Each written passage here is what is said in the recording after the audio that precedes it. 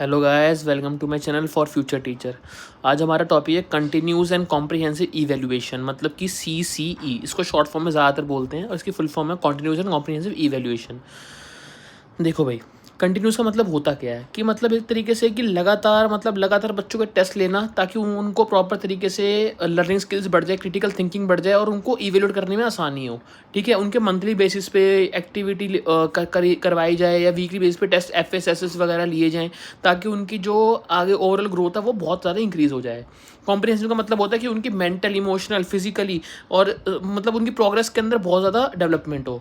तीसरा होता है इवैल्यूएशन। इवैल्यूएशन का मतलब ये होता है कि आप ऐसे टूल्स और वैराइटीज़ को यूज़ करिए जिससे उनकी जो मतलब परफॉर्मेंस है वो निखर कर आए और हमको पता लग सके कि बच्चा कितने पानी में है। तो CCE focus on student learning and development skill. जो CCE था वो बच्चों के लर्निंग और स्किल्स के ऊपर ध्यान देता था, अभी भी दे रही है। और बहुत ये ऑन गोइंग प्रोसेस रुकता नहीं है, लगातार ध्यान देता ही रहता है। होलिस्टिक डेवलपमेंट मतलब कि ओवरऑल डेवलपमेंट पर ध्यान देता है, एक्यूरेट अंडरस्टैंडिंग के ऊपर ध्यान देता है। और ये मीनिंग है CCE की येरी।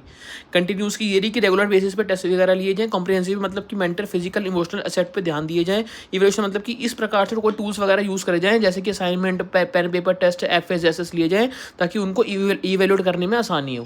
ठीक है, और ये जो अप्रोच थी ये राइट टू एजुकेशन एक्ट 2009 के द्वारा बाय CBSE और स्टेट गवर्नमेंट के द्वारा ये आई थी। इसके बाद आप पेपर के अंदर ये CCE बना सकते हो। ये फ्लो चार्ट है कि CCE के अंदर दो एरियाज आते हैं, स्कोलास्टिक एरियाज और कोस्कोलास्टिक एरिया। स्कोलास्टिक के अंदर दो आते हैं FSSS, आपने सुने होंगे, आपके स्कूल के टाइम पे हुआ करते थे FSSS। FA मतलब फॉर्मेटिव असेसमेंट, SA मतलब समेटिव असेसमेंट।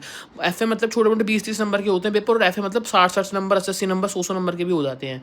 FA करने के लिए, FA की प्रैक्टिस करवाने के लिए टूल्स कौन से यूज़ होते हैं, टीचर कौन से यूज़ करती है, क्विज करती है, ओरल टेस्ट करती है, प्रोजेक्ट्स, क्लास टेस्ट, ये सब चीज़ें टूल्स यूज़ हो जाते हैं। ऐसे के अंदर पेन पेपर टेस्ट होता है, ऑब्जेक्टिव पेपर होता है, शॉर्ट आंसर, लॉन्ग आंसर के द्वारा ये करे जाते हैं। जो स्कोलास्टिक एरिया होता है उसके अंदर लाइफ स्किल्स के बारे में सिखाया जाता है, activities, sports, games, arts, education वगैरह इसके बारे में सिखाया जाता है एजुकेशनल गेम्स के द्वारा। इनको करने के लिए क्या क्या तरीके लगाए जाते हैं, ऑब्जर्वेशन करी जाती है, प्रोजेक्ट वर्क दिए जाते हैं, इंडिविजुअल मतलब प्रोफेशनल, मतलब जो पढ़ा रहे हैं इन चीज़ों को वो वोकेशनल स्टडीज़ में बहुत अच्छा होना चाहिए। वोकेशनल स्टडीज़ वो स्टडीज़ होती हैं जो मतलब एकेडमिक्स में तो अच्छी होती है, साथ में कोई स्किल्स इंप्रूवमेंट भी लाती है।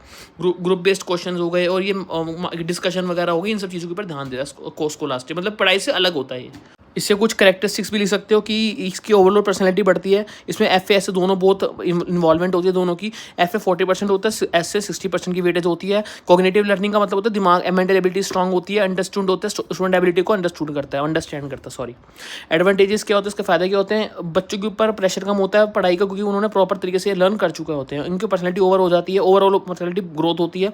कॉग्निटिव लर्निंग बढ़ती है, स्ट्रेंथ बढ़ती है बच्चों की स्किल्स की, और फोकस करते हैं कॉग्निटिव लर्निंग पे। और प्रोवाइड इंडिविजुअल इंस्ट्रक्शन, मतलब